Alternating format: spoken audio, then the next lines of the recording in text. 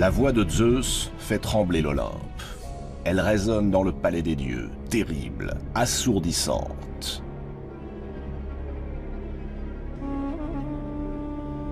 Zeus exige de savoir qui est responsable de cet embrasement.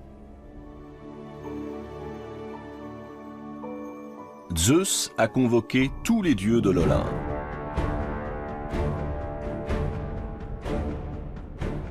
Zeus est furieux.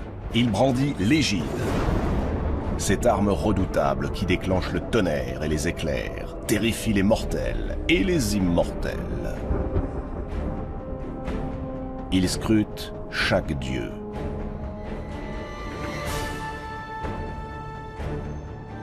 Il veut savoir qui est l'auteur de l'inévitable chaos qui se prépare à déferler sur le monde. Mais tous se taisent et baissent le regard. Soudain, Héra, l'épouse de Zeus, pointe son doigt vers Aphrodite. C'est elle. C'est elle qui est la cause du drame qui se prépare. Elle seule. Les autres déesses, qui n'ont jamais porté Aphrodite dans leur cœur, confirment. Oui, Aphrodite a déclenché cette guerre.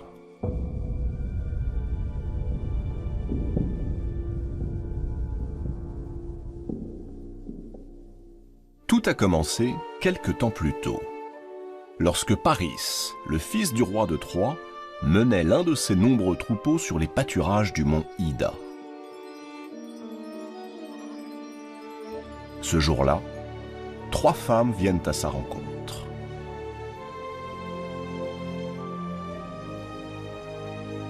Elles sont toutes les 3 d'une beauté à couper le souffle.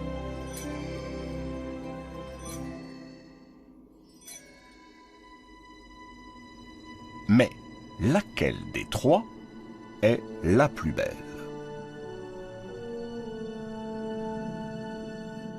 Voilà ce qu'elle demande au jeune Paris. Elle le somme de choisir. Ce qu'il ne sait pas, c'est que ces 3 femmes sont 3 déesses, Héra, Athéna et Aphrodite. Et que la veille, alors que les dieux étaient réunis pour festoyer, Éris, la déesse de la discorde, que nul n'avait conviée, Éris avait fait éruption et jeté sur la table une pomme. Une pomme d'or.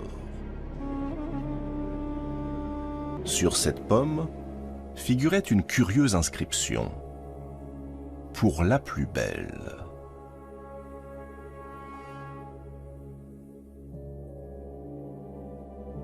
Tous les regards s'étaient naturellement tournés vers Aphrodite, car nul n'imaginait rivaliser avec la fulgurante beauté de la déesse de l'amour. Aphrodite s'apprêtait à se lever lorsque 2 autres déesses se dressèrent pour saisir la pomme. Héra, sœur et épouse du roi des dieux, beauté froide mais éblouissante. Et Athéna, fille de Zeus, beauté violente mais étincelante.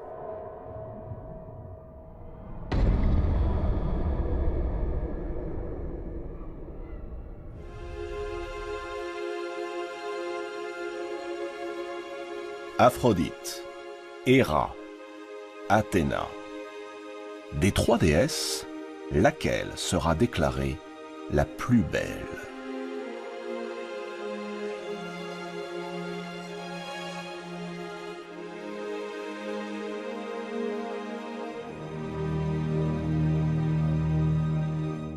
On demanda l'avis du maître de l'Olympe.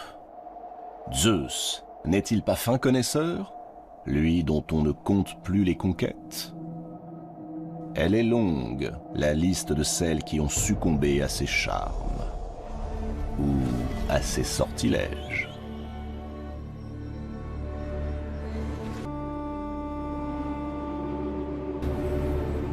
Mais Zeus refusa d'arbitrer. Il connaît le tempérament frondeur et la haine réciproque que se vouent les trois déesses.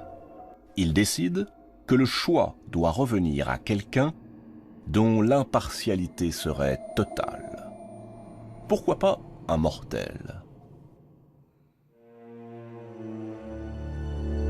Il choisit alors celui qui passe pour le cœur le plus pur de tous les mortels, le plus idéaliste d'entre eux, Paris, fils de Priam et d'Écube, prince de Troie.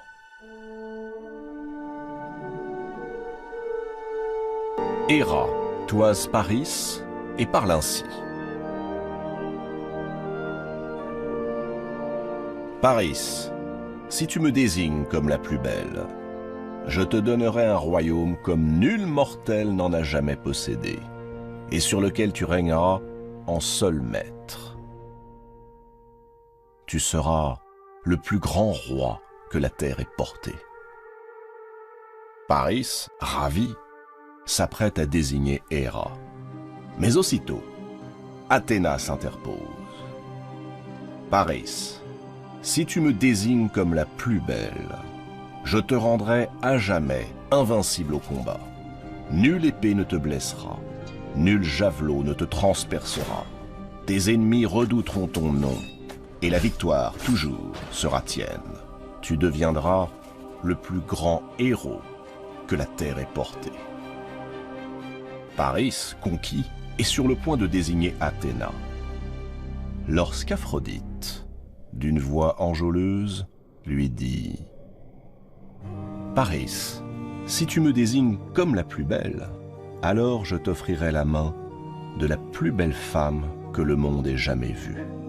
Tu seras le plus grand amant que la terre ait porté. » Paris, sans hésiter, offre la pomme à Aphrodite. Aphrodite dénoue sa ceinture. C'est une ceinture au pouvoir magique qui rend irrésistible quiconque la porte. Elle l'offre à Paris.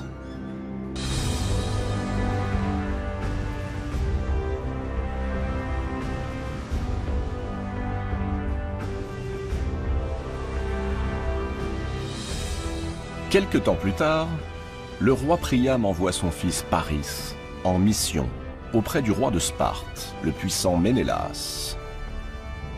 Paris prend la mer et arrive dans la cité grecque. Mais une ombre le suit, celle d'Aphrodite.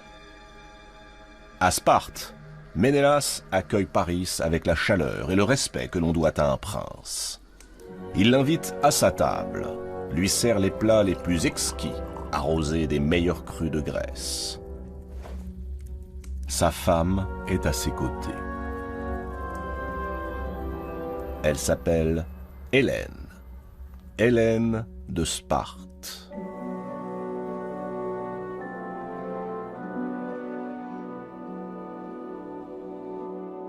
Elle est, de toutes les créatures mortelles que la terre ait comptées, la plus belle. Elle fut aussi la plus convoitée. Les princes de toutes les cités demandèrent sa main. Son père, Tindare, l'offrit à Ménélas en faisant prêter serment à tous les autres prétendants de leur porter secours, à elle et à son époux, quoi qu'il leur arrive.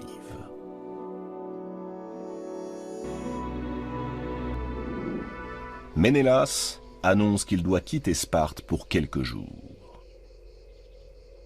Il n'a donc rien vu. Il n'a rien perçu des regards brûlants que s'échangent Hélène et Paris. La ceinture magique, offerte par Aphrodite, produit admirablement ses effets.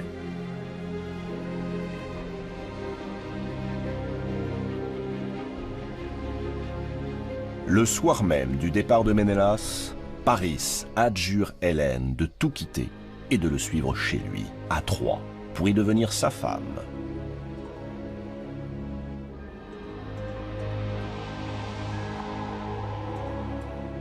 Hélène n'offre aucune résistance. Elle est ensorcelée. Et Paris l'est aussi.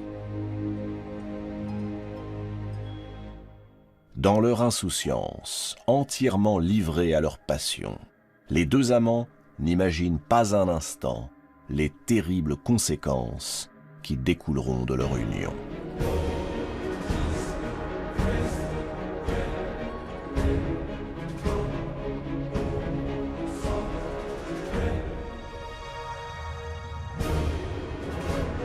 Ménélas plaide sa cause auprès de son frère. Il a été humilié par le Troyen. Il exige réparation. Il faut lever une armée, partir en guerre contre Paris et ramener Hélène. Troie est puissante.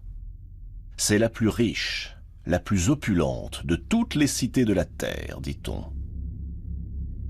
Elle contrôle le passage qui mène vers l'Orient et ses fabuleuses richesses. La tentation est grande de s'en emparer, mais ses remparts sont inviolables. On dit qu'ils furent bâtis par les dieux Apollon et Poséidon en personne, et que nul ne peut les renverser. Zeus a écouté attentivement Héra, qui vient d'accabler Aphrodite, affirmant que ses sortilèges sont seuls responsables de la guerre. Mais il n'y croit qu'à moitié. Il connaît Agamemnon. C'est un roi sage. Zeus pose sur Héra et Athéna un regard dans lequel grandit une pointe de soupçon.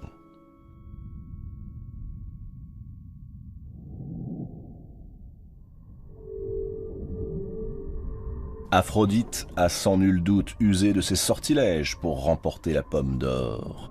Mais Héra et Athéna n'ont pas dû pardonner l'affront, l'humiliation de ne pas avoir été choisis par le jeune prince.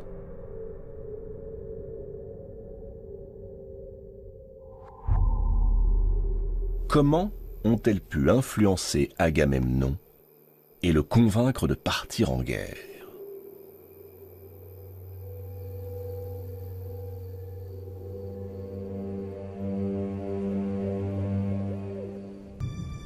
Nous exciterons, entre Grecs et Troyens, une haine funeste, jusqu'à ce que Paris meure d'une mort affligeante, décident les deux déesses.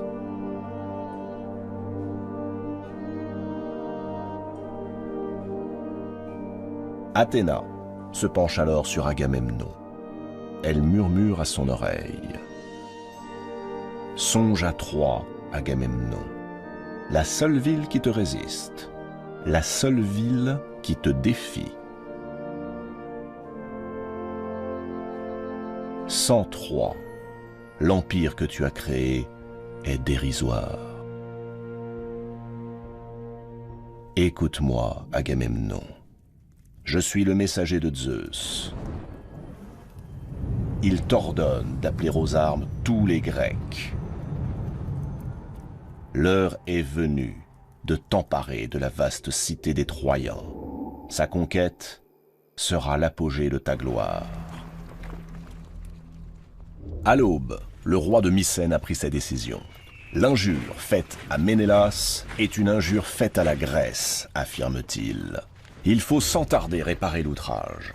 Que l'on rassemble l'armée, la plus puissante de toutes les armées.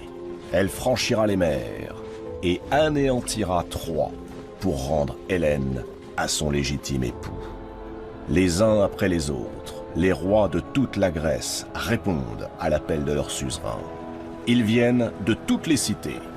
Tous sont prêts à livrer bataille. Tous, sauf deux d'entre eux. Deux hommes dont le destin pourtant fera basculer cette histoire. Achille et Ulysse.